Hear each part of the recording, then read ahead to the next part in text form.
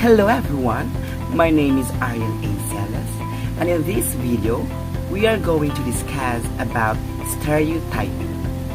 So without further ado, let's start. So what is stereotyping? Stereotyping is a cognitive process in the sense that it includes connecting a trait with a group, but it can also involve, lead to, or justify an affective reaction toward persons from other groups. On the other hand, stereotypes are generalizations about the personal attributes or characteristics of a group of people. So how does stereotypes affect the student? Well, most of us are aware of the effects of stereotypes in our society. But in the classroom, the impact can be even more harmful. Stereotype threat is a phenomenon in which students' academic achievement is thwarted by the fear of confirming a negative stereotype about their social group. This threat can affect anyone, but is particularly prevalent in members of underrepresented groups or those assumed to be academically inferior. Later on, we will discuss about how to prevent stereotyping in our classroom. But for now, let us discuss the types of stereotyping. First in our list, we have the gender stereotype. This stereotype is an oversimplified perception of someone based on their gender or sex. This involves making assumptions about what a man or woman can and can't do. Gender stereotypes have been one of the most insidious types of stereotypes throughout history.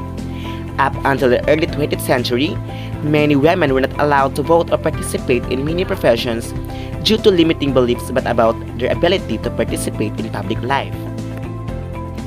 Next, we have the race and ethnicity.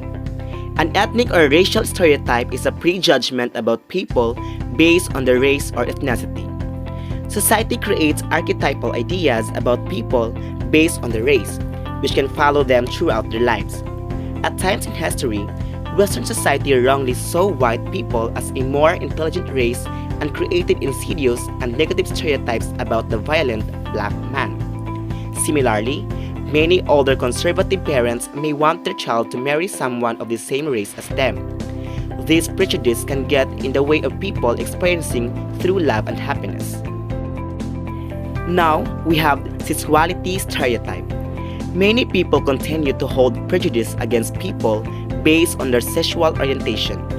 This leads to harsh discrimination against LGBTQI people. Recent decades have seen some great progress for the LGBTQI community. Even in the 1980s, gay men were seen as dirty due to moral panic about the AIDS epidemic. Many were refused medical and employment services based on their sexual orientation. Today, gay and trans people continue to face prejudices based on assumptions about their identities. Moving forward, we have social class stereotype. Stereotypes about working class people have followed them through the centuries, which can prevent them from getting good jobs or access to welfare.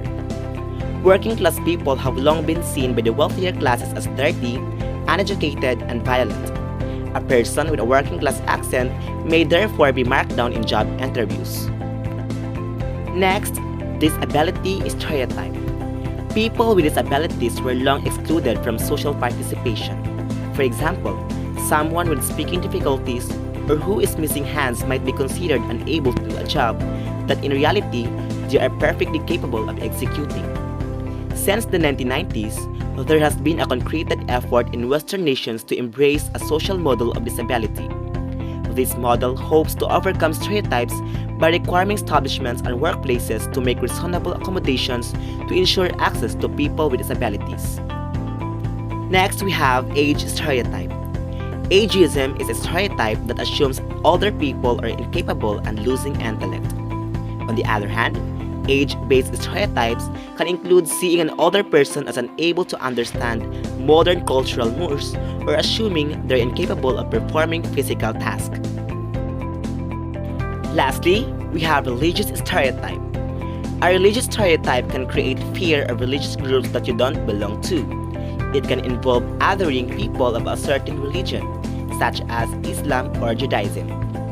In the early 20s, anti-Muslim stereotypes were ascendant. A significant subset of people in the United States saw Muslims as terrorists, despite the fact that historically, most U.S. terrorism was committed by right-wing extremists, not Muslims. Alright! What are your thoughts now that you have learned about the various forms of stereotypes? Have you ever come across someone's stereotypes? What actions did you take to prevent him or her from stereotyping? Write down your answers in our chat box below.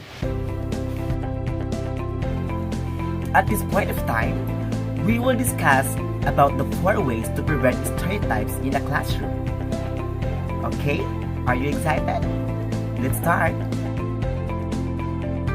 These are the 4 ways to prevent stereotyping in classroom.